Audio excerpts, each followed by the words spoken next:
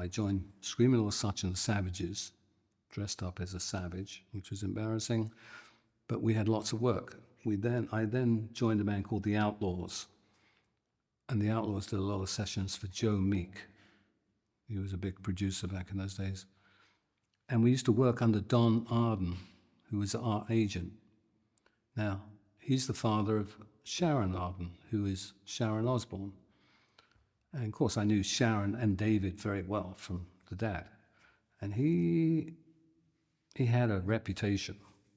I don't know if you know about the reputation of hanging people out of windows. And, is that true? Well, to a point it was, yeah. He could frighten people.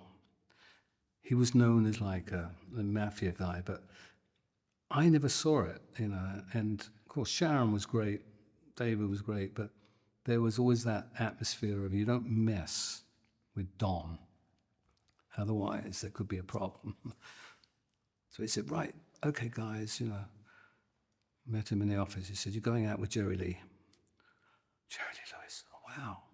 Now, I wasn't a big fan of his, but our bass player was. He just idolized him.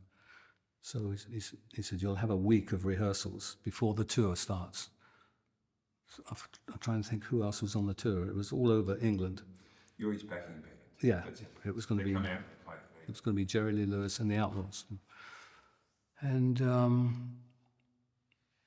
so we were told we were going to get a week's rehearsal. That was whittled down to about 4 days. And then it was 3. Now the tour is looming, and we haven't rehearsed one note, you know, with Jerry Lee Lewis. And now I spoke to a band called Sounds Incorporated, who used to back him the year before us. And they said, "You don't mess with Jerry Lee. If you play a wrong note, he'll hit you." So I'm going, we've got 2 days in which to rehearse a whole act with Jerry Lee Lewis. We haven't even seen him yet. Haven't met him. And he's probably going to punch me. Oh, great. I'm really looking forward to that. So 1 day before, no, Jerry hasn't turned up. So we turn up to the venue, De Montfort Hall, I think, Leicester. The day of the show, at 3:00 in the afternoon, he walks in. And we're like, now, luckily, our bass player knows every song of Jerry Lee's. They're all 12 bars, but I didn't know one from the other.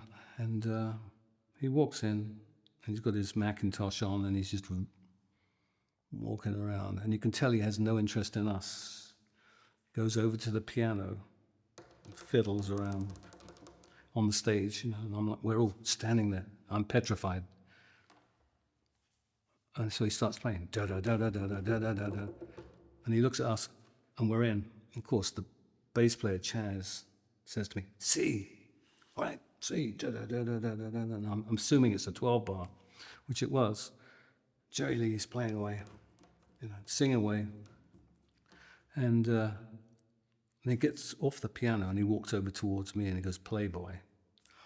And I went, and I'm playing a solo, and I'm waiting for the whack.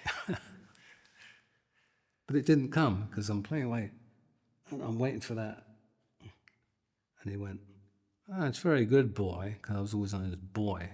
He puts out his hand, and I held a vibrato, a tremolo, and I shook his hand, and he couldn't believe that I could shake his hand and keep playing.